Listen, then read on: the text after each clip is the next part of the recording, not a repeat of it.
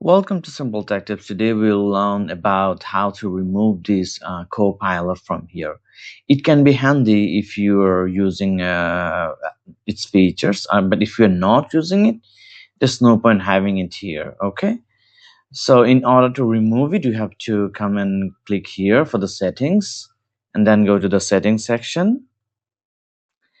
After we're here, go to the search settings and write Copilot. Okay. After that, you have to go to this section, Copilot, and then click here to remove the Copilot button on the toolbar. See, it's gone. So it's not here anymore. So, like that annoying Copilot button, which I don't use that much. If you do, then it's different case. If you don't use that much, you can just remove it from here.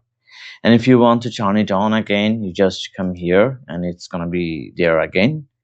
By disabling it, you just click it here, toggle it off. So this is how you disable the Copilot button on the toolbar of Microsoft Edge.